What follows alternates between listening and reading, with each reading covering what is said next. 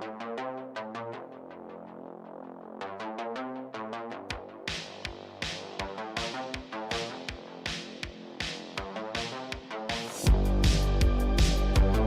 everybody, welcome back to the Pixelists podcast, the podcast about all the nerdy things we love and enjoy.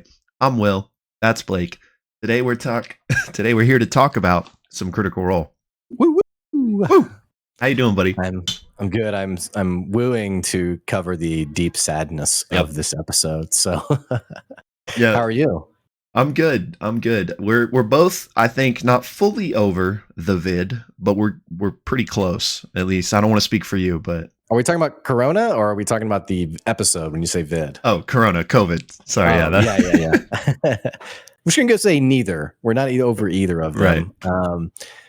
Still getting back from the COVID and still got a cough. I'm sure I'll cough a few times on the pod today. Same. But yeah. It last week we kind of sort of poked fun with our guess I'll die shirts. This time it didn't really feel appropriate since somebody actually did die. We're laughing through the pain right now. So yes, only because if you came to this channel and we were crying, it would be very sad and probably a bit awkward. You'd be like, "What's going on with these guys?" So anyway. Welcome to our channel. And I guess the first thing we should talk about is our giveaway update, right? Mm-hmm. So we had 1,000 subs. We celebrated a giveaway. We chose a random subscriber. And then we realized why no one chooses winners the way we did, which we just picked a random subscriber, and on the video, like deep in the video, we were like, yeah, send us a tweet. And this person probably never saw it, probably subscribed and never came back to the channel or something. I don't know. We still appreciate those.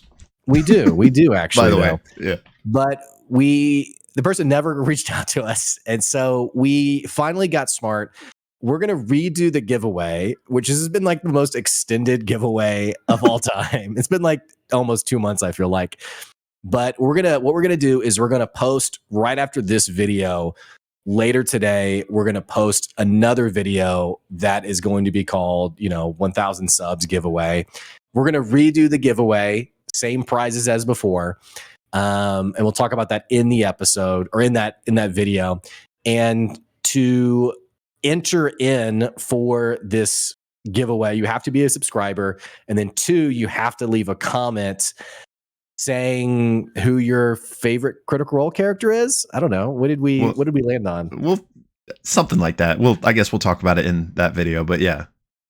The instructions to follow in the video. We probably should have figured it out before we said all this, but that works.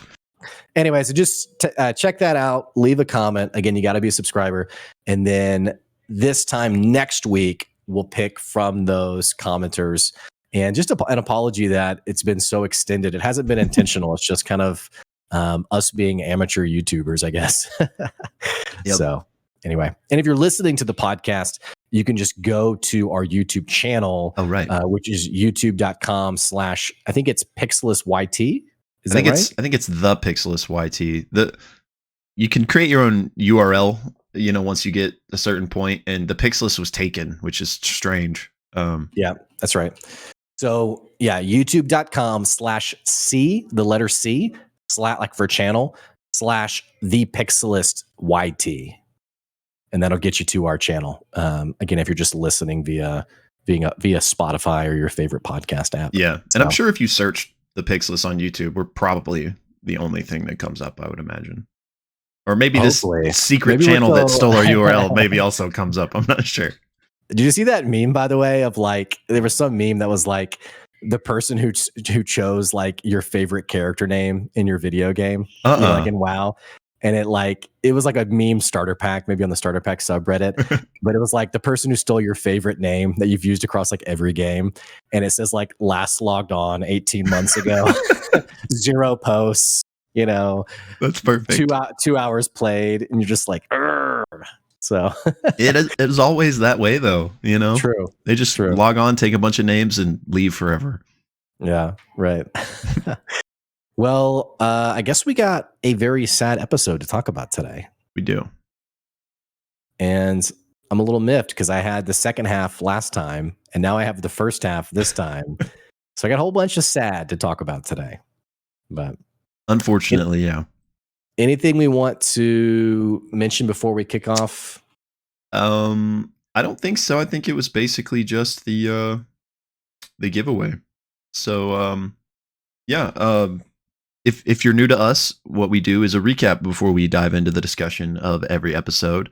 And we actually cut that recap out of the podcast and rehost that separately on YouTube for your viewing convenience. So if you happen to find yourself on that recap video right now and you'd like to see our full episode discussing theory crafting, crying, you can find the link down below.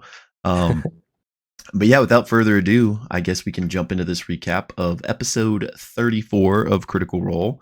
You think I would learn by now to like have the title in front of me? It's called What Dreams May Come. Oh, which was a surprisingly optimistic movie with Robin Williams. I mean, I say optimistic. Spoilers, his whole family dies. But it's in the first like 30 minutes. Optimistic ending, and this was not a very optimistic episode. So it threw me a little bit. But yeah, episode 34 of Campaign 3, What Dreams May Come. And the episode picks up where we left off. It was this swirling red storm that turned white as Imogen was sort of going Super Saiyan, is kind of how I envisioned it. And in this moment of time sort of standing still, each person who is currently conscious has this sort of cascade of memories that they had forgotten. Chetney, it's almost kind of like seeing your life flash before your eyes, I guess. yeah. Chetney sees some of the romances he's had. He is tangibly aware of sort of this void of loneliness, focusing on his work, fixating on all these pursuits that left these romances behind him. And then he remembers his first time becoming the Chetney that we know, the werewolf that we know. Ashton seems to have a memory of maybe one of his last memories of his parents in this ominous village where there's some sort of ritual happening, and his mother handing a mask and a vest to, or a headdress to his father, who puts it on, and then they hear the words, "It begins." Laudna, not yet unconscious, but or not yet dead, but two death rolls in, remembers her last moments on this planet as a living person, being brought into the banquet room in the city of Whitestone, the Briarwoods using her and others for their evil plans, and ultimately Delilah's eyes, ever watchful, set on her, as Matt describes it, a gaze that never stops, including Delilah's words, "I will endure." And then it moves over to Imogen, where she is sort of in the midst of the storm. She hears her mother's words, that familiar calling out to her from Liliana that tells her to run, to flee. And as she tries to back away, Odahan is there, Odahan Thule. And as she looks up, I don't know if she was trying to fly away, but as she looks up, she once again sees Odahan there. And Odahan is sort of beckoning her to join, to give in, to become part of, I think Matt described it, something beautiful with us. And Imogen just unleashes this blast that streaks Odahan away out of the storm, and darkness follows, and then the storm subsides as bricks from the now destroyed topple buildings fall all around her. So we come back to the party all together. We have Fern dead, Orem dead. It's the top of the initiative round. Laudna has to roll to determine if she passes her third death save, or if she fails and ultimately dies. She rolls, and she rolls a natural 1. And so Laudna dies. Marisha describes to Matt that she sees all the strong women in her life before finally setting on the image of Delilah, who embraces her from behind and says, "Worry not, death is but a waiting game." And Laudna releases one last breath as she passes on. It moves on to F.C.G, who's kind of like, okay, I have a Revivify spell. Decides to go over to Fern, knowing that Fern probably has Revivify as well. Cast Revivify on Fern. And then we transfer over to Fern, sort of having this afterlife experience where it's almost like a tunnel of light, and she hears F.C.G sort of calling her back. And Matt does mention that she is tempted to look in a direction towards something, but instead opts to return to the party, and she returns back to life. Chetney is also sort of trying to figure out, like, what do we do? What happened? Imogen is scooping Laudna up from the rubble with Ashton helping. Fern is surveying the battlefield of like, holy crap, what do we do? And as she is thinking about revivifying Orem, Imogen and Ashton bring over Laudna and say, Laudna's down too. And Fern has a choice to make and has to decide if she has one cast of Revivify left, has to decide if she's going to revive Orem or Laudna. There's a little bit of panic where Matt says, now, do you have the 300 gold worth of diamonds? And she's like, well, no, I don't have that. And so then the party's like, oh, so now we have no way to revive either of them. But turns out Ashton had some. And ultimately, they have to choose, and they do a flip of the coin, the Changebringer coin that was given to F.C.G by Joe, Imahara Joe, and Fern, Ashley Johnson off camera flips the coin and ultimately chooses Orem, who in the afterlife sees his husband Will, and Will says, "You're not done." And Orem says, I wish I could stay, before returning back to the world of the living. And in those moments that follow, they realize that they have no way to revive Laudna. And they all sort of have this painful realization that they've run out of options. But they know they must return back to Imahara Joe's to kind of get out of the chaos of where they are. They can hear the Paragon's call kind of gathering like their sense of structure back after this big sandstorm and this attack. There's a couple of things that happen. I mean, Ashton asks Imogen to reach out to Gianna Hexam to see if there's any way she can help. Ashton also asks Armand Tresci in the hole if he can help, and he's like, no. And then interestingly enough, Imogen even sends a message to Delilah asking her to do something, which Delilah says, I can't. I'd ask you to do the same thing. If you can help, you should.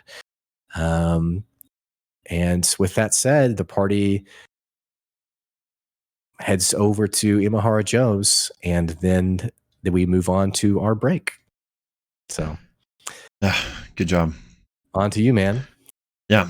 So part 2, we pick up and F.C.G asks Fern for his Changebringer coin back, and she does not give it to him. So the party makes their way to Joe's, and it's still kind of boarded up because of the storm. But they knock and are let in. Ashton immediately opens up the hole, and just so I don't have to keep saying this throughout this recap, basically every 10 minutes Ashton is making sure to open up the hole so Tresci doesn't suffocate. And the group basically apologizes to Joe for bringing trouble to his doorstep. He's like, what kind of trouble did you bring? So they fill him in on what happened and what he may be getting pulled into. And Joe's like, okay. And he pulls up this hatch in the shop and basically leads them down below to like this storage area, basement area. Safe room almost. Yeah. The group down here begins to interrogate Tresci and just basically ask him all the things. And he's like, I don't know what Odahan's up to, but there's a lot of insight checks made, and Fern actually gets a whisper and basically knows that he's not letting on as much as he actually knows. So a few intimidation checks later, he lets them know this is all way bigger than him. He was just basically a pawn in this. He was using it to rise back up in his household, to rise back up with the quorum, but now he's a fugitive. He was basically being used for this shipping line. Odahan was using him to ship these things across the Osmond Sea. And Ashton's like, "Do you working with Gianna Hexam in this?" And Treshny said, "Yes, Hexam actually held the shipments for us until it was like we had the okay and the clear to keep moving. So she was like a stopping point on this shipping line." So the group has some of these shipments, and among other things that they stole from the crates that fell off the mammoth crawler during this last skirmish, and a few other things they grabbed during the commotion. So they're like, let's go take a look at this. They go into the hole, pull out some of these things. They grabbed some of these vials during the skirmish, and they noticed that these like cylinder like things remind Fern of what was in Odahan's little backpack device. Right. And so they asked Treshy, what are these? And he doesn't know. Meanwhile, Chetney has been inspecting this little basement that they're in, and he has found this like vault door down a ways, and it's locked. So he's been working on trying to get it open, and he does. And it basically leads to this tunnel that seemingly goes like deep underground, and it smells of minerals and reminds him of one of the areas they were in during the Death Wish run. So he assumes it kind of tunnels down into a similar place. So while he's doing that, they actually yell at him like, "Hey, come here. We need you to open some of this stuff." So they hand him this little back box that's locked, and he actually figures out that it's trapped. And he figures out that the trap involves metal. So his workaround is, I'm going to craft some wooden lockpicks and then try to open this with the wooden ones so I don't have to worry about this trap. While he's working on that, the party is discussing how do we fix this Laudna situation. So they're going over all of these various, possibilities that they have. Who do they know? We could potentially talk to Estros, Keyleth, the Derolos, Ajit Dial, Gianna Hexam, Morrigan. We got to figure something out. And Imogen is like, I can send messages, but I need to rest first. So Chetney, now having made his wooden lockpicks, picks that box successfully, and inside they find, it's like a lead-lined box. They find this green powdery substance, which we know to be a residuum. Party wonders what it is, but Orym knows what it is and tells them it's this, powerful, magical enhancer, if you will, very valuable, very powerful. And he's like, this shouldn't be here. My boss and the Derolos, they need to know about this. Chetney doesn't want to put the residuum back in that box since it is trapped. So they're like, we need a new way to carry this around. And ultimately, they hire Joe to make them a new lead box for 300 gold. Right. F.C.G. then casts Identify on one of those cylinder vials, and they find out it is a potion of a possibility. When you drink it, you get 2 fragments of possibility, and basically what those are is you basically get to re-roll a d20 and then choose which one you actually want to take. You can also use it offensively against an enemy. Crazy. Yeah. So This like thing you was could make insane. an enemy re-roll. Yeah, amazing. And so they have 6 of those total, I believe. So or no. Well, yeah, 8 because there was total, another box that had the same stuff in it. So they open up another crate and there's more. So I don't remember the total number, but every member of Bell's Hells gets 1, and they have 2 left over that they put in like the group inventory. Yeah. So then the party settles in for a long rest, in which during the second watch of which Chetney hears commotion upstairs. Some members of the Paragon's Call have come into Joe's because they're looking around for the party, and they're asking Joe if he's seen him. Joe's like, nope, haven't seen him. But they're like, well, we want to take a look around regardless. So Chetney, having heard this, is silently waking everybody up. And the visitors upstairs notice the hatch, and they're like, we're going to go down there. So as they're coming down, the party scurries behind this vault door that Chetney had opened and are hiding behind there. They come down, the visitors come down, look, apparently are satisfied, and they do eventually leave. Imogen casts her open mind to see if anybody is like in the adjacent room, just in case they're hiding silently. But they're not. So they have eventually fully left, the party having eluded them. And then they're like, hey, Joe, sorry, we're going to up that 300 gold to 400 gold. for your trouble. So after all that, they do get back to their long rest, successfully finish it. Notably, Imogen doesn't have any dreams, not of the storm nor of Laudna walking into the storm, similar to how she had when Bertrand passed and the twins passed. But Matt lets her know that in the morning she feels this lingering buzz and tells her to check her feats as he has added to them. F.C.G. then apologizes to Chetney for going berserk and thanks Chetney for like trying to reach out and trying to help him, and reveals that he stayed up last night and made Chetney a wooden toolbox, which Sam actually physically has brought and gives to Travis. Travis is ecstatic. It's like customized with RTA, respect the alpha. So they have a little moment. The group then asks Imogen about, hey, what happened yesterday? And she's not sure. Something like that has never happened before. And she assumes that, Odahan wants her for that very strength. She does tell them that she saw her mom during a vision, and the other party members reveal, at least the ones that had visions, reveal that they had visions as well. Blake already talked about this, but Chetney saw some old flames. F.C.G. saw visions of his past life. Ashton saw his parents. And when Ashton brings that up, he pulls out the helmet from the museum that they took and explained kind of the vision that he had and that they were performing some sort of ritual, and that Ashton doesn't remember much, but just everything went haywire. Wind and light and air, people flying through the air. Next thing Ashton knows, he's waking up outside of Bassaris and then was put into the Greymore home. Imogen then starts sending messages, first of which is to Captain Xandis, letting them know they're ready to be picked up. He says they're about a half day away. The party then asks her about her scars because they notice her scars have grown, and she says, yeah, they showed up when I first started having the dreams, and I thought they were cool at first, but now they're growing, and I'm after what happened yesterday, I don't know what's going on. Notably then, F.C.G. casts Gentle Repose on Laudna and is told that he has a weird sense that the spell headed off something at the pass. I think he's the only one that notices this. Right. And with that means Laudna is going to be basically like in stasis for 10 days. Like I know she's a hollow one, but essentially she's not going to like decompose and will still be able to be resurrected for 10 days. And it can be recasted after that 10-day period as well. So then the message is sent to Eshtaros, basically telling him everything that just happened, what happened with Laudna, and if he can help. Eshtaros says, he'll do what he can for Bell's Hells to come to him. He'll reach out, see what he can figure out. F.C.G. then follows up a message to Eshtaros, letting him know that, hey, by the way, you're in danger. Like, Odahan knows who you are, knows we are working for you. Like, be safe. After all those messages are sent, the party goes up, settles up with Joe, gets their new residuum box, puts their residuum in it, and they head off toward Bassaris. As they're making their way, they can see the skyship in the distance approaching.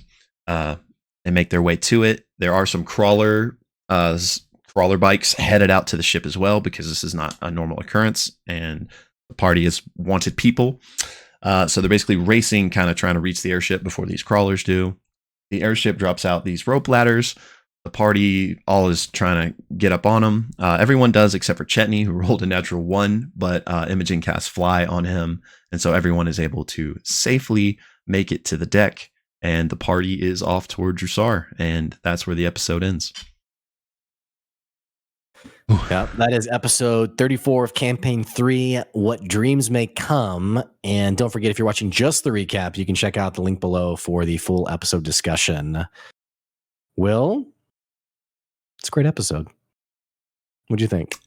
It was a great episode. I think you even said it might be your favorite episode of the whole campaign, if I recall correctly.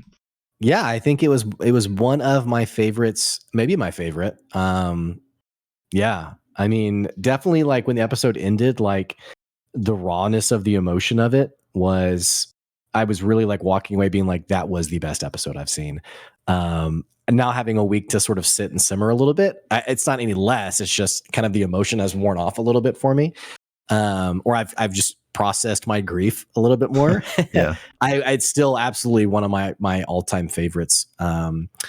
Anytime, same thing was true in Calamity. Anytime these professional actors can use their professional acting chops, I'm always blown away by it. So yeah, I love the episode. Laura freaking Bailey this episode, man. She was amazing. Killed it. Laura, I mean, everyone. Yeah, everyone did. But Laura was amazing. I went and rewatched the first half. But the despair that Imogen was feeling, Fern, this chaotic, neutral creature who is never, nothing's ever too serious.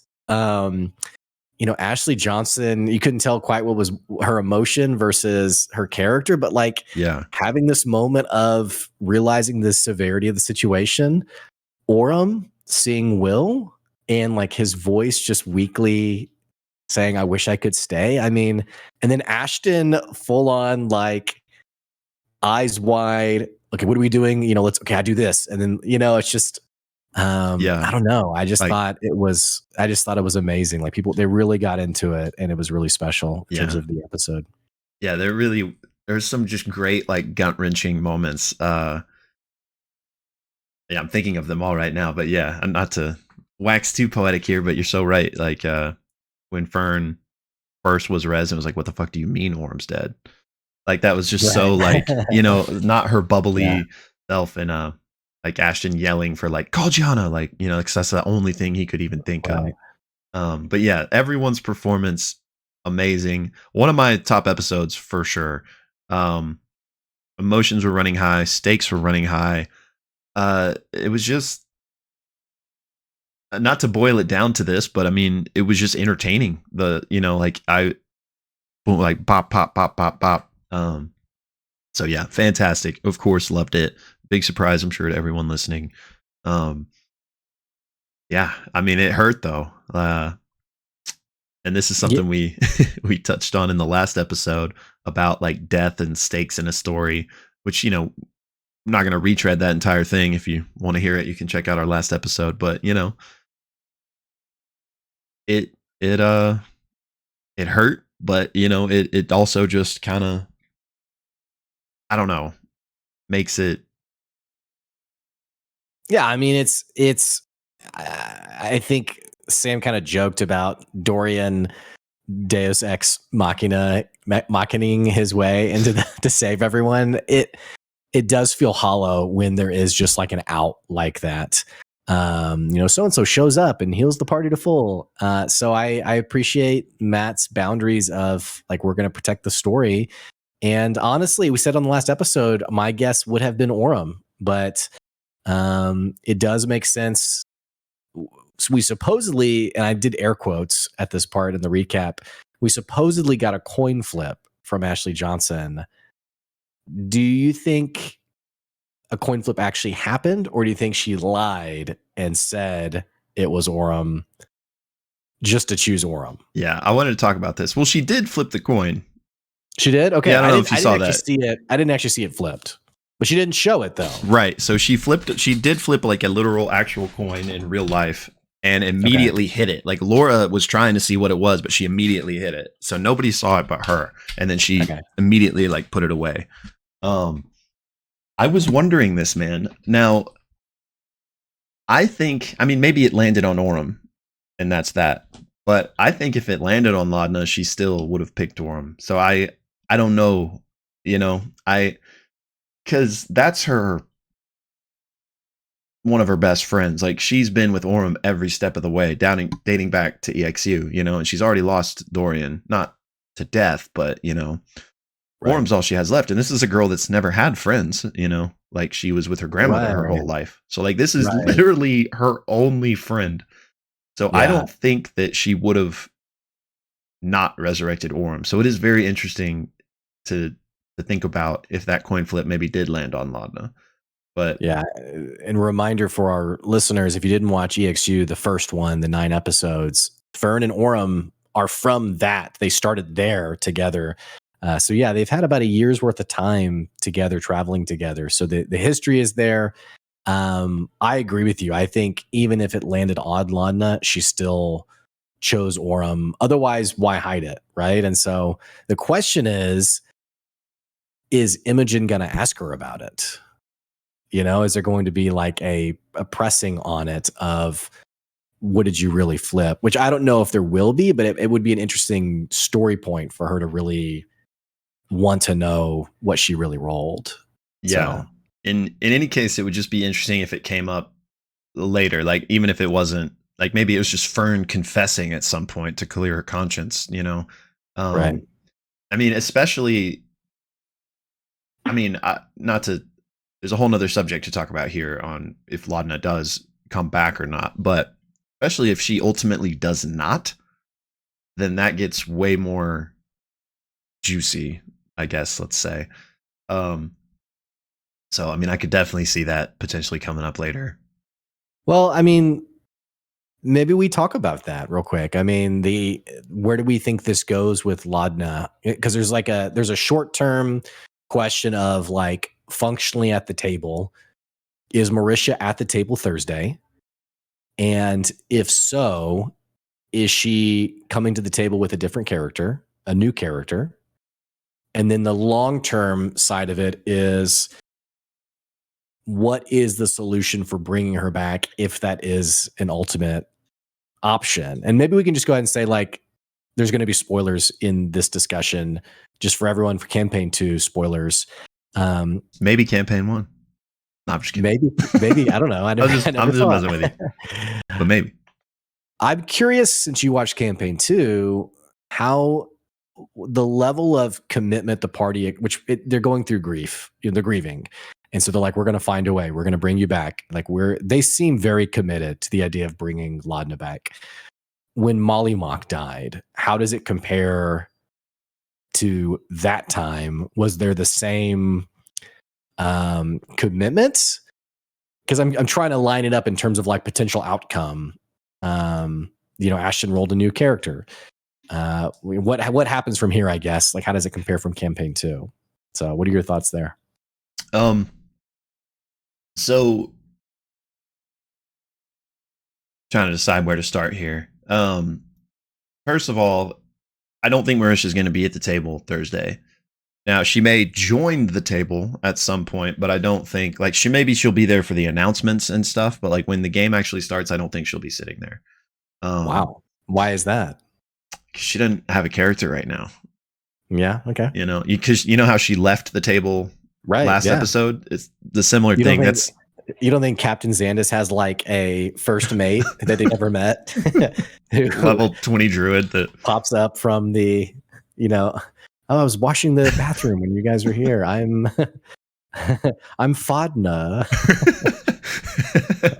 Never say never. I mean, but yeah, so that's basically how they've treated it, is when, not even that somebody's dead, but when somebody's doesn't have a character to play at the table, they're not there. Kind of like how Travis wasn't there between when Bertrand died and when Chetney showed up. So obviously, if Laudna is resurrected next episode, of course she'll be back. Or if a new character is introduced, she'll come back. But yeah, when the game starts, I don't think she'll be sitting there, because that's typically how they treat it. Now, I forgot the other thing we were talking about here. Oh, just like compared to campaign 2 is kind of what I was curious about. They're kind of, I mean, obviously they're both campaigns played by the same people, but like the circumstances and stuff of these two campaigns are so vastly different. Okay, I'm not going to actually explicitly spell out any spoilers here, but like slight spoilers to the fact that death is a thing in these campaigns. Sometimes it's solved, sometimes it's not. Particularly back in campaign 1, when death was a threat, and it wasn't solvable by the immediate party. That wasn't the necessary end of it. Like, they traveled to temples and would maybe get help from somebody there, and it still wasn't just okay, everything's better now. Like, there's still roles involved, there's still ritual involved, still could fail, yada yada yada. So there's more of a precedent in campaign 1 in particular for this. I mean, again, as we've already talked about, spoilers, campaign 2, Molly dies, and is not brought back. So I feel like this moment we're in now in campaign 3 is possibly more akin to something that happened in campaign 1, because I think they do have options on the table to potentially bring her back still. So in campaign 2, those options weren't quite there, is what you're saying, right? Okay. Was it earlier in the? I mean, were they lower level or just less traveled, or I guess less connected, maybe? Because we have Orem who knows the Durolos, for example, and also Keyleth. So there's Right. two major NPC connections that I don't know if the Mighty Nine had that or not, but So they were definitely far less. They didn't have any connections in campaign 2. And I don't know this for sure, so y'all will have to correct me in the comments, but I'm pretty sure they were low level. I don't think anyone had res capabilities when that happened, or if they did, they weren't there. You know, like maybe for whatever reason, without getting into spoilers. For whatever reason, resing, like, it's not like they had reses and that didn't work or something. That wasn't even on the table when Molly died. So yeah, just completely different circumstances. And you just said it. I mean, mainly the fact that Keyleth is 1 degree of separation from this party, from Orem. And that's something I wanted to talk about, not to completely, I still want to answer any more questions you have about this specific thing, but about just the implications of if Keyleth is brought in and does res her. I know some people have expressed that they wouldn't like that, and there's just as many people that are, you know, on board for that. So did I cover what you wanted me to there, or is there something else before I move on to that? Yeah, before you move on, I guess what I'm ultimately getting out is I'm wondering, I'm trying to cope ultimately, because I'm trying to figure out, like, the party, they're saying like we're going to find a way, and having not really seen much of campaign 1 and 2, I'm trying to process, you know, the percent likelihood that Laudna gets brought back versus no, they're just coping with their grief. But it sounds like in different circumstances for campaign 2 versus campaign 1, there were options. So, I mean, would you call it a 50-50 or even better odds that Laudna comes back? As far as like a percentage, I don't know. Because even, let's say, for sake of scenario, that Keyleth is gonna come reser, this still might not work. You know, like, there's roles involved, just like, you know, Sam and Ashley had to roll when they were resing Fern and Orem. So I think there's big rolls, by the way. Yeah, Sam freaking rolling a 7 plus his 3, which got him exactly what he needed for it to work, was crazy. Yeah. Otherwise, yeah, I mean. So anyway, go ahead. Let me put it this way. I think there's probably a decent chance that there's something attempted. Like, so I'd say 50-50 or greater on the chance that they are able to at least try something. Now, if that works or not, I don't know. Especially because who knows if there's any complications due to the fact that she's a hollow one. Maybe there's not, but there could be. Like, you know, like the fact that she's already dead, like maybe it's even harder to bring her back, type of thing. Like maybe the DC is even higher. Maybe it's lower. Yeah. I don't know. You know? And so yeah, I think there's probably a decent chance something's attempted, but then I mean, who knows? Because maybe, I mean, I'm pretty sure Marisha would want her character to come back, but maybe in service of whatever it may be, she could even choose not to, even if it is successful.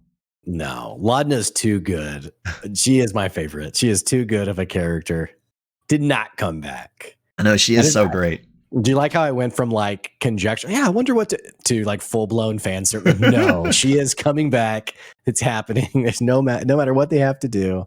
It is interesting. Well, actually, I don't want to hijack. You said you were wanting to mention something else.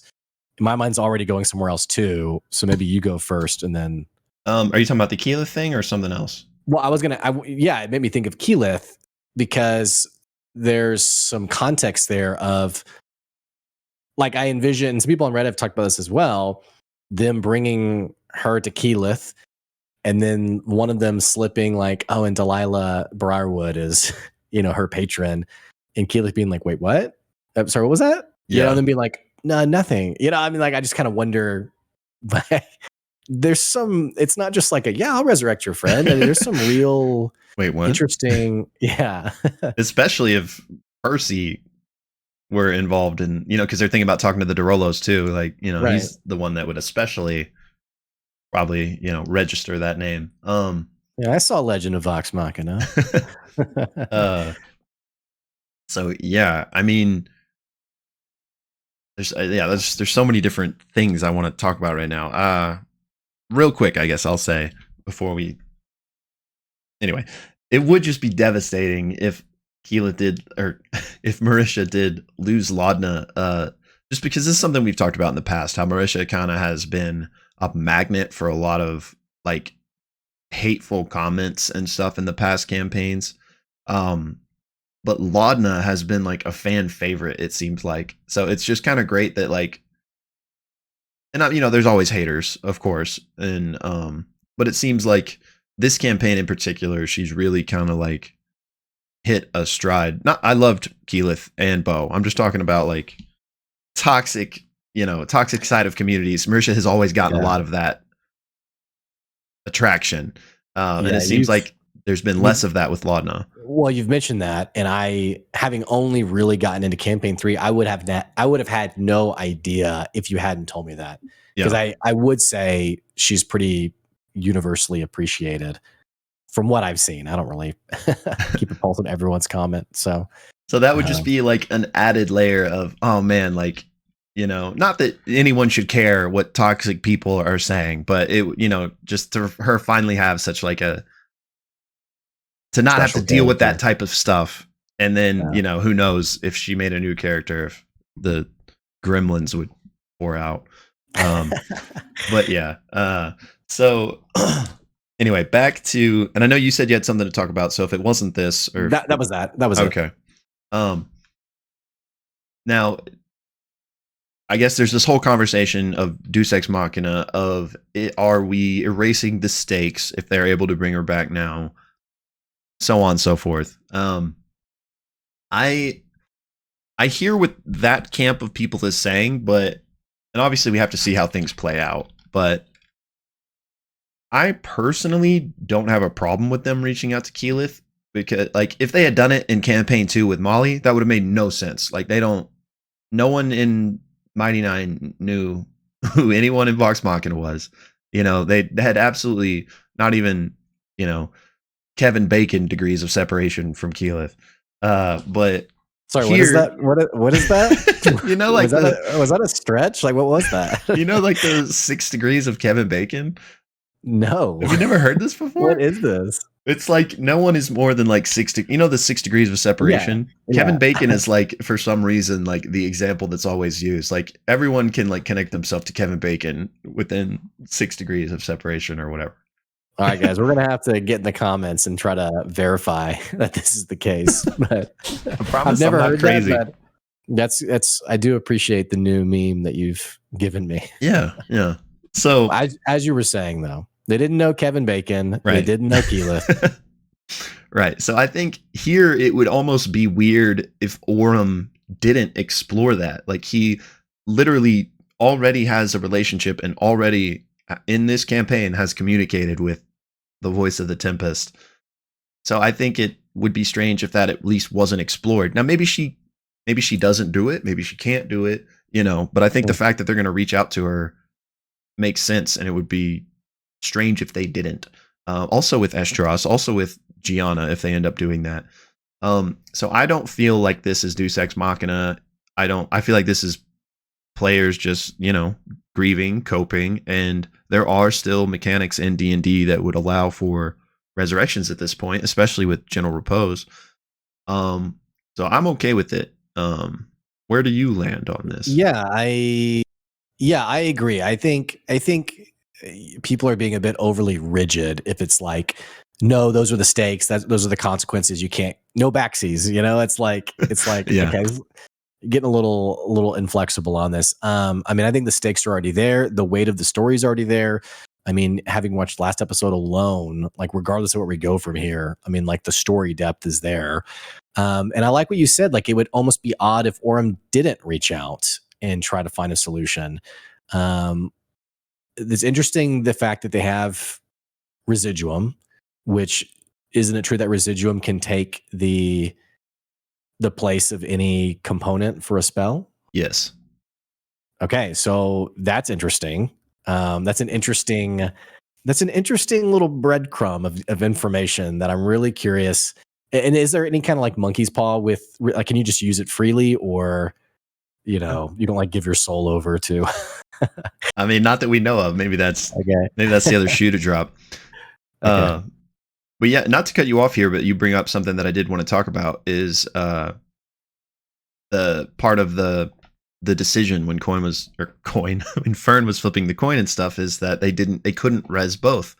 A few of us were actually like live chatting in the Discord when we were watching the episode, and we were all like, and I think I mentioned this in the previous episode, like I thought they had plenty of diamonds.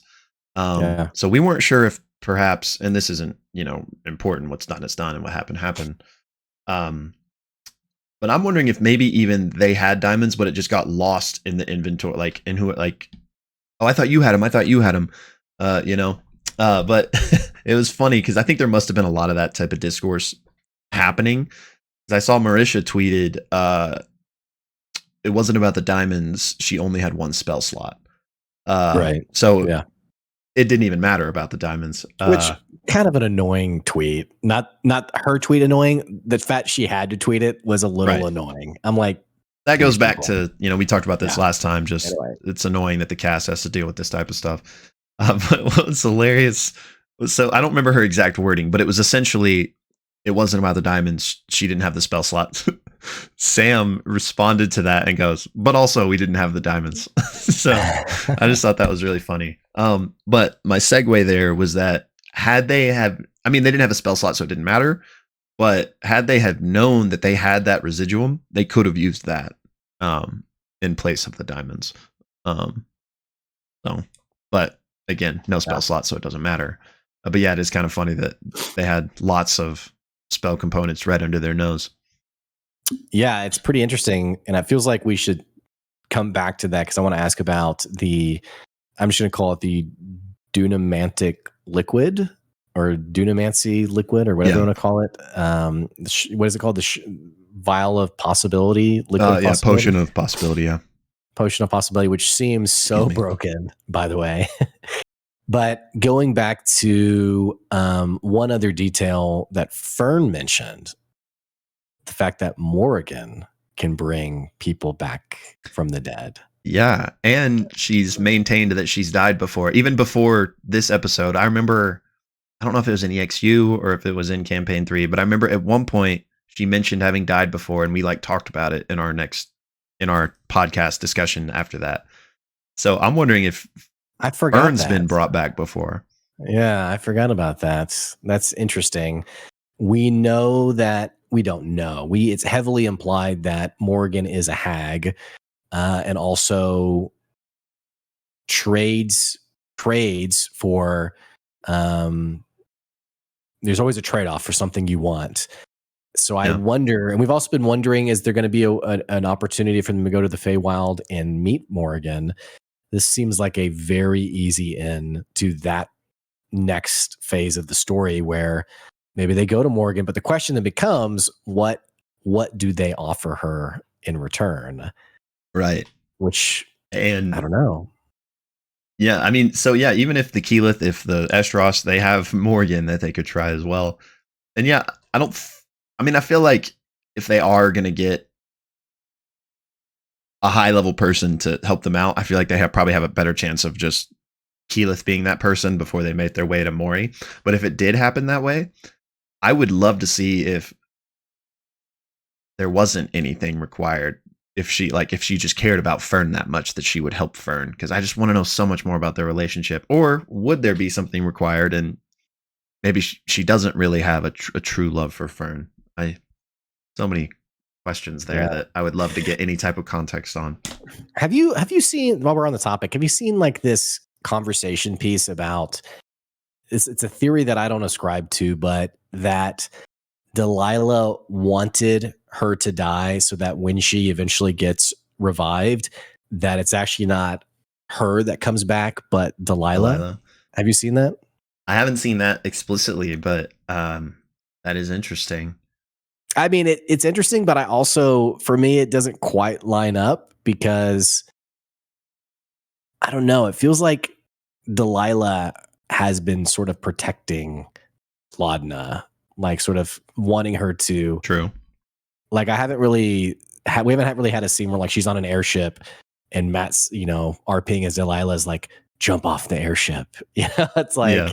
like trying to get her to die. I mean, I don't know. It doesn't quite, it'd be an interesting angle, but I don't know if that's quite the angle. Yeah. I think I'm with you. Like there's obviously some angle, but we just aren't aware of it yet. And yeah, I think that I don't know. I think there is something clearly, but I don't know if that's it.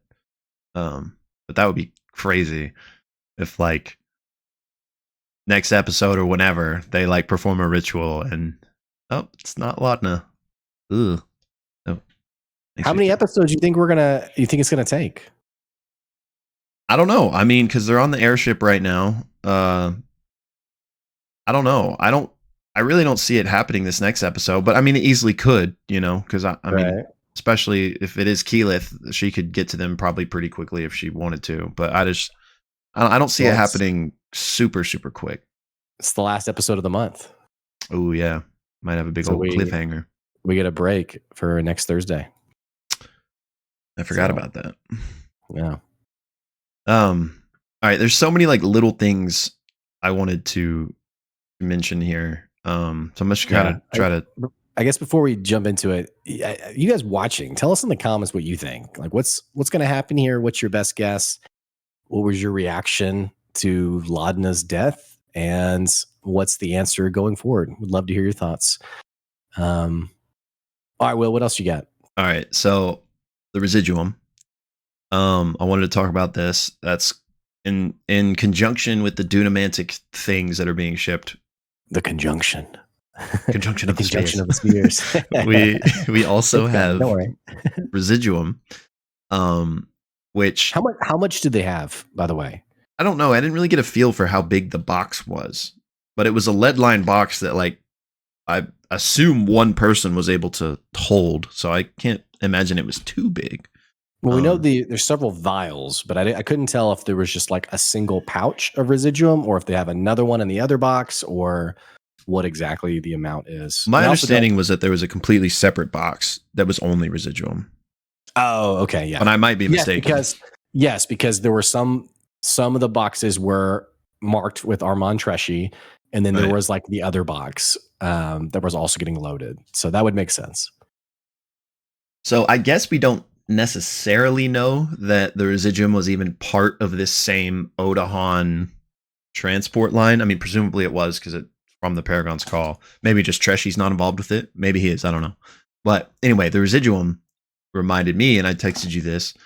That was the same thing that happened in the first episode of EXU, of the first EXU, not Calamity. But the party just is doing business with the Nameless Ones, who are like this kind of shady underground kind of thieves guild type people. And they go to their warehouse and find a huge stockpiles of residuum, which Orem similarly is like, this should not be here. This isn't, I got to tell the Derolos, I got to tell Keyleth. It's exactly what he said this most recent episode. And clearly the Nameless Ones weren't producing this, so they were getting this from somewhere. I'm wondering if they were getting it from Odahan, from this very shipment line. And that this is like a through line from EXU to now. What the hell are they using this residuum for?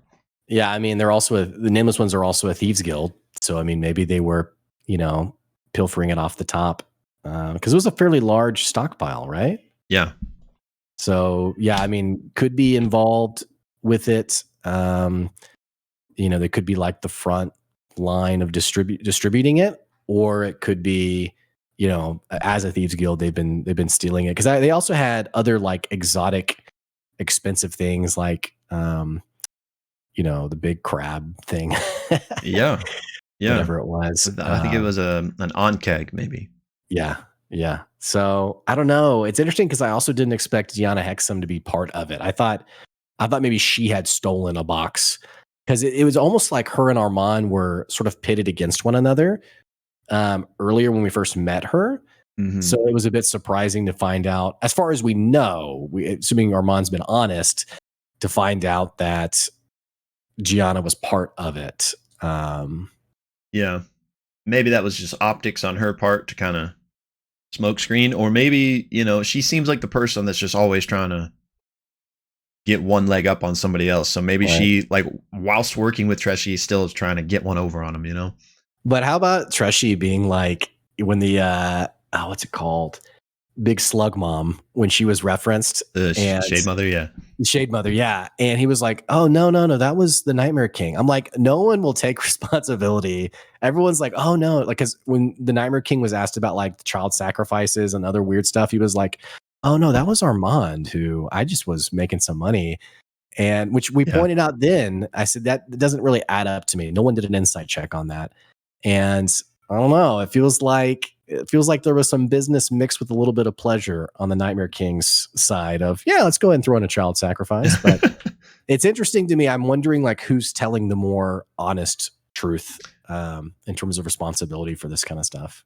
Same here. And I was also wondering I seem to believe Treshy in that he was just kind of being used here, and his goals were just to, up his political value essentially.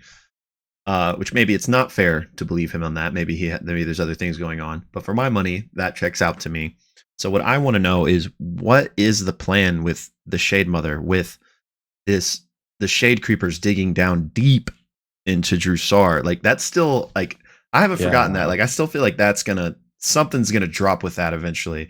And so is that the Nightmare King who's plotted that, or is that part of Odahan's machinations?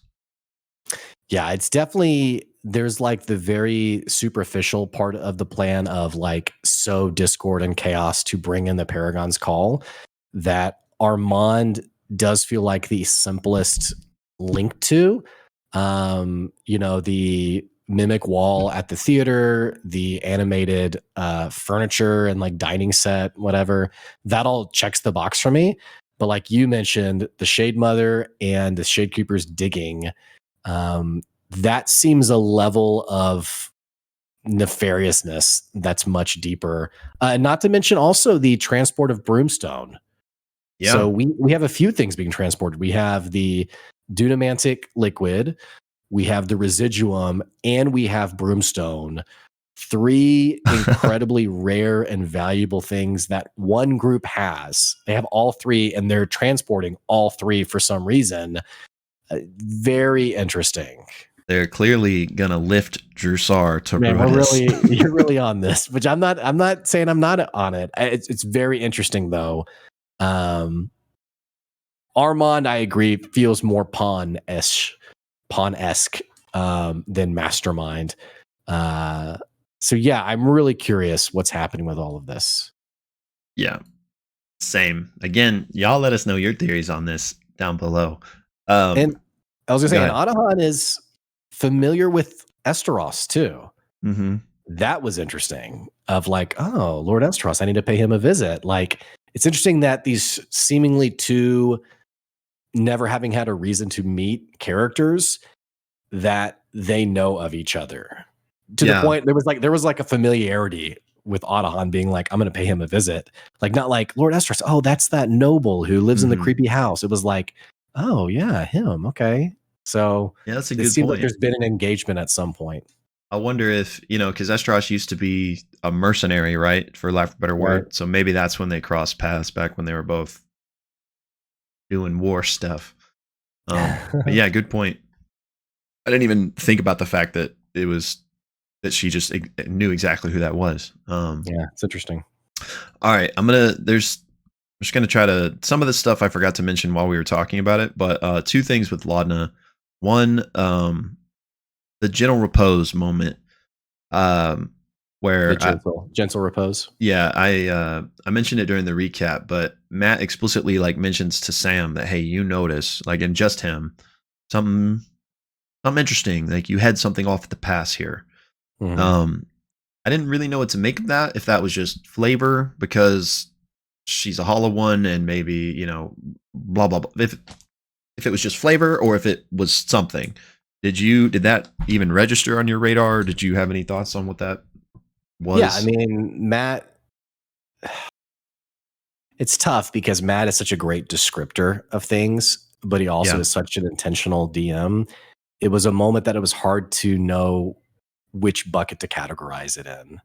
Because I mean, it very easily could have been a subtle nod to something happening that we're oblivious to, which I've seen some comments on, like, you warded off Delilah taking over the body. And I'm like, okay, you guys are really big on this theory. But I also, I could see it going either way. I think, the flavor of the spell, you prevent the body from decaying and deteriorating to the point where presumably it can no longer be revived, I guess. I don't know. And to me, that lines more up in terms of flavor, but very easily could see it having been something else. I don't know. Yeah. What do you think? I'm in the camp of it was more than just flavor, but it wasn't that doesn't mean it's Laudna was trying to take over the body and he prevented it. I think it could be something small, but I think it was intentional. But yeah, I don't know. I don't really know what to make of it. It could be just because she was a hollow one and maybe it has something to do with, like, because of that. Maybe she would come back as an undead after 10 days or something. Who knows? There is something interesting for her in the sense of there's not much of a precedent for her. She's a bit of a, I don't want to say homebrewed. I would say homebrew-esque kind of character, with kind of curious circumstances of how she had died and is now as a hollow one in sort of like this middle ground. So it's hard to know, like, we can't go to, like, page 43 of the player's handbook and be like, oh, well, this is what happens after. Yeah. So it is interesting to wonder, like, what happens from here with her character. Yeah. That's a lot of our big question marks here. And then lastly on Laudna, really quick, one thing I just thought of is, Imogen obviously reached out to Delilah to see if she could do something. She could not. Which, by the way, the fact that she could that seems interesting. Yeah, that is interesting. I don't know. I didn't know if that should be read into too much, or if that was just in the service of the story, in the service of, like, let's not bog down by saying, well, you don't know if Delilah's a patron, if she, like, and maybe, I mean, maybe it should be read into. But I could just see that being a hand wavy thing of, like, in this moment, I'll allow this message because it's impactful, and then. Well, I mean, Sam even said, like, the fact that in the session, he said, well, the fact that you could speak to her means she's somewhere. Right. And I almost feel like the second half of that sentence is somewhere we could go, or somewhere like you could actually find her, which is very interesting. But I also, I mean, there's been times in my own campaign where, to not bog down what's happening in the moment. Like, yeah, okay. Like my wife in a campaign we're in now, she didn't have detect thoughts, but she had message, and she was really trying to basically detect thoughts. And so rather than getting, like, hung up and, like, well, you don't have that spell. And so I did a flavor. Is that your DM voice? Yeah. Yeah. Well, actually, I did kind of like a flavor, like, this happens, this moment happens. So yeah, it could be flavor. I think that's fair. But yeah, that being said, I think it could totally be a hint that Delilah is in some way, I don't know if a lot. Anyway, everybody knows what I'm talking about. So we had her reach out to Delilah for help, and she couldn't. I think an interesting kind of potential here, is if whatever doesn't work out with the known usual suspects we've already talked about that they're going to for help, Imogen may be reaching out again to Delilah, being like, there's got to be something you can do. And we know Delilah to have brought back her husband from the dead. What if Delilah was like, well, there is one way, and Laudna potentially comes back as a vampire? I think that would I don't really necessarily see that happening, because I feel like Keyleth would have to not work out. This would have to not work out. Like, I feel like Delilah would be like the absolute last resort, especially since they've already asked her. But I just feel like that would be such a cool, like, parallel and well, what it just, yeah. I wonder if the answer would be even she has to come back as a vampire, and more, which you have to tell me what the mechanics here. You need the help of the Whispered One. like you need to reach out. Which I know the Whispered One's behind the Divine Gate, but I'm assuming there's like a similar ability to reach out as there would be with like the Dawnfather and like these other deities that are also behind the Divine Gate, or is the Whispered One like banished?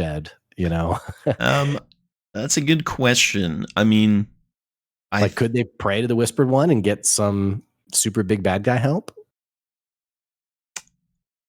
I don't know if I'm just not remembering things, but I think you're correct in that he's just behind the Divine Gate and not like in. I don't know. To me, I feel like he could be able to still communicate the same way other gods do, but maybe he can't for some reason. Because I feel like I don't know. I feel like there would have been more mention of it if he could, but yeah, this is on me for just not really remembering. But yeah, that could be a potential if she's like, yeah, you're gonna need my boss's help for this move type of thing. That would be crazy. Would be pretty wild. Yeah. I had something else I was going to ask you about Laudna. Oh, and then another thing I was thinking about too was, I'm also curious if she does come back, the trauma that could be present with her character. F.C.G. telling her you were never alive. And then she actually goes through something extremely traumatic of dying again.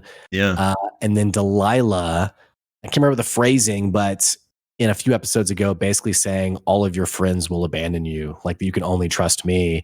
And ultimately, she was not the one chosen. You know, I could see that as abandonment. Yeah. Yeah, great points. I think there's definitely, and that's another thing is like permadeath isn't the only repercussions. Like as for people saying that like, oh, there's no stakes.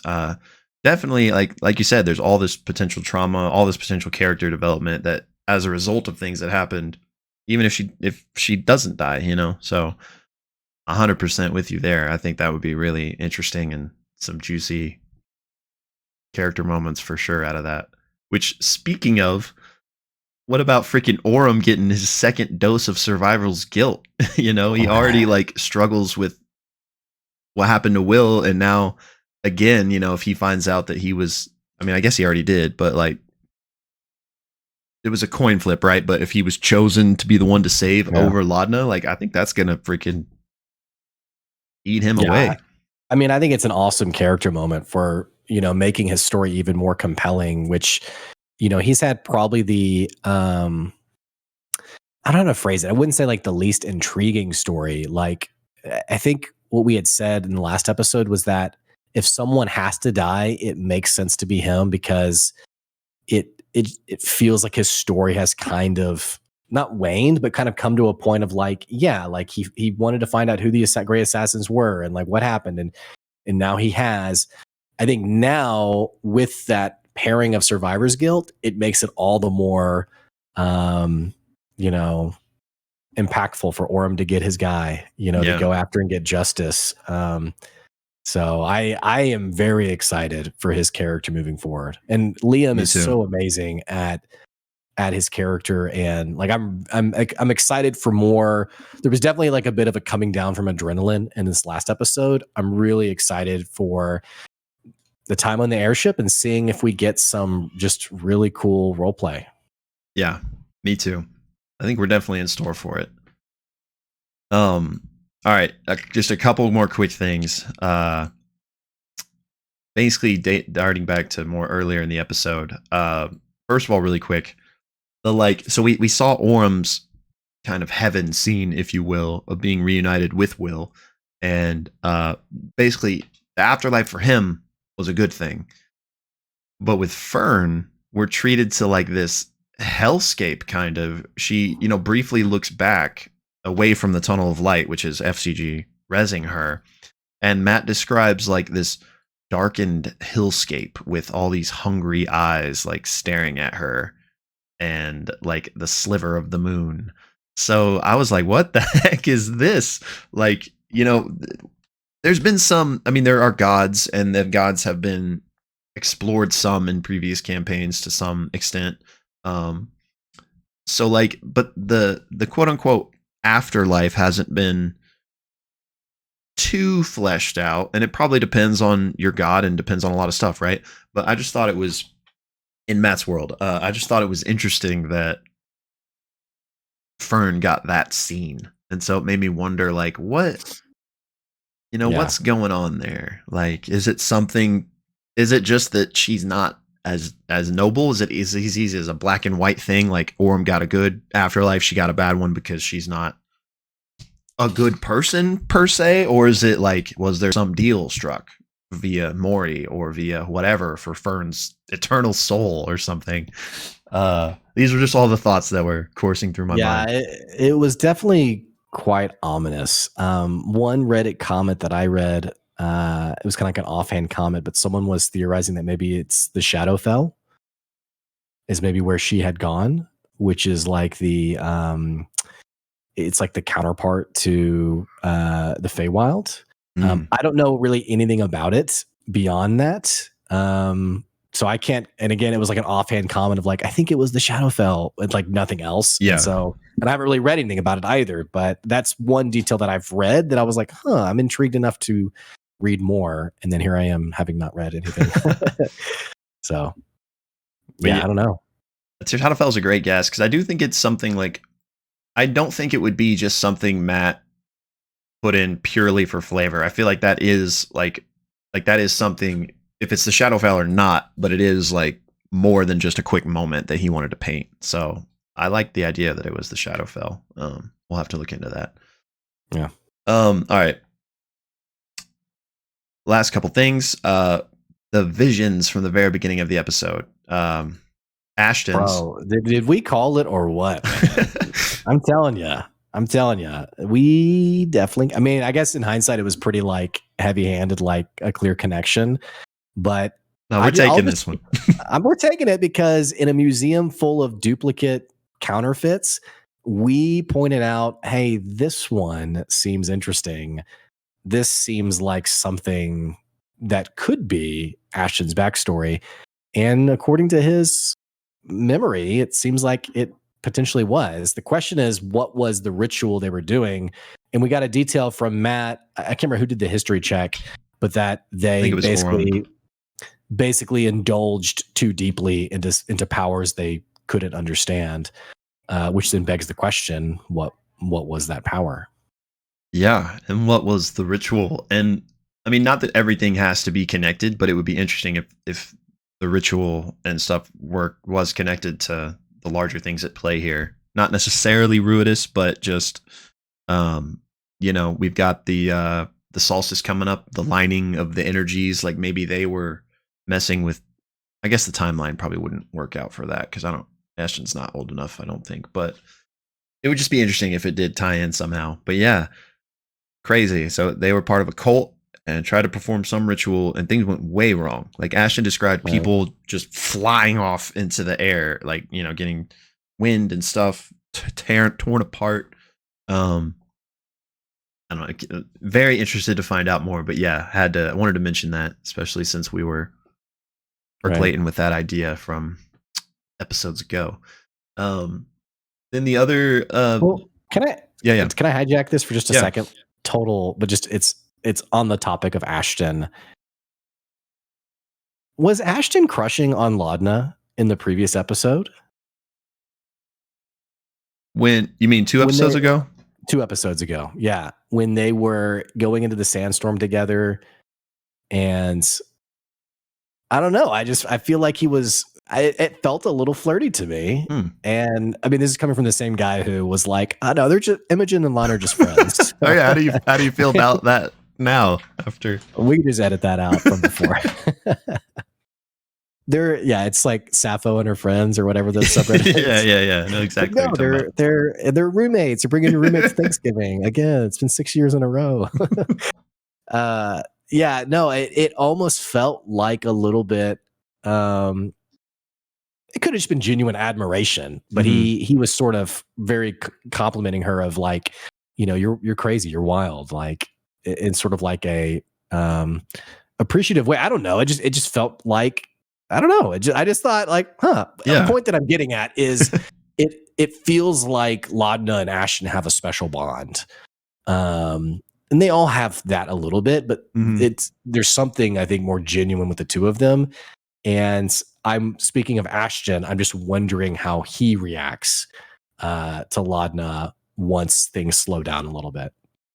Yeah, me too. I did it. I didn't. I kind of want to go back and watch that scene now, just with that added potential context in my mind. But I definitely that scene did resonate with me. I thought they definitely were like having a moment, and I'm paraphrasing here, but I felt like they kind of connected on like being the, for lack of a better word, like outcast kind of. Right. Yeah. So be it flirtatious or not, I definitely like that moment Mhm. resonated with me as well. So I am. Well, Yeah, go ahead. one other detail about Ashton. Did Matt say in his memory that his father was elvish? Mm-hmm. Yeah, I wrote that down Okay. too. Yeah. That's interesting. Yeah, and I wrote that down. I have that as a note. Father Elvin. I don't have anything about his mom. So was it not mentioned, or did I just miss that? Like, do you have anything about his mom? I don't know. Just the elvish thing is what stuck out to me. Because he's an Because Earth Genasi. he's a genasi, right? Yeah, and so I don't know. And he also said in a previous episode that he hasn't always been this way. Right.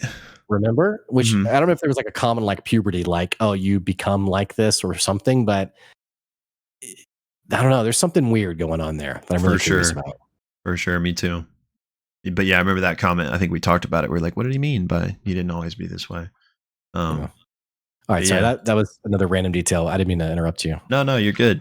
One super quick thing, and then one final thing. The super quick thing was just in Chetney's memory. Um, describing his transformation during the zenith of Ruidus, which I guess has happened before, which he's over 200 years old, so this makes sense. Um, him just completely losing himself, being like the hunger is all that matters. Which is not really anything new that we didn't know, but it is interesting for what's coming up in a few days. With everything else that's going on, we're gonna have a Chetney that like literally is gonna have no agency. Essentially, like he's just gonna Right. run loose on the party. So very interested Yeah. to see I forgot what about that warning. happens leading Right. up to this. Like, does he say this, and does he like willingly get locked away, or is this just gonna be a freaking wild card that's unleashed on the party whenever this happens? Yeah. No, it definitely doesn't feel like things get easier from here on out. Yeah. So Okay, so now the final thing, which sorry for running through all these things, but F.C.G's memories. yeah. He's got memories of his past Aormaton life. Specifically, there are two main characters that are introduced in this. One is like this older gentleman that I believe to be the creator, probably, of F.C.G, or at least like, if not the creator, the person running all of these Aormatons, in charge of them, if you will. But I got like creator vibes, and I got the vibes that F.C.G does not really like this person. So there's that Well, character. I think he says like you fear him, Yeah. and that there's like anger in him or hatred or something.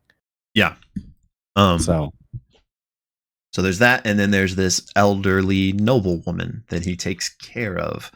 Uh, and that obviously has to be the person he was like sent to assassinate with his, sleeper agent. Because all these Aormatons were given to political figures so that they could wake up and assassinate them, right? So to me, okay. that's who that elder was. I didn't take it that way. I took it as in like he had like run away or was whisked away, like saved from Bad Creator. But yeah, that's very interesting if that's the case for sure. So I mean, Because he yeah, said, that's just my guess. So that doesn't, who knows if that's the case, but that's what I took from it, yeah, which man, would be interesting. Yeah. so much backstory, man. It's like, how do we get to all of it? Yeah. So, okay, we're probably about maybe a fifth of the way through the campaign, maybe less, maybe more. Let's see. So, Yeah. Yeah, probably. yeah. All right. It's funny how things play out. Like, it's like, yeah, not a lot's happening. And then suddenly, like, all right, so much is happening. So, You just gotta have faith, and enjoy the ride.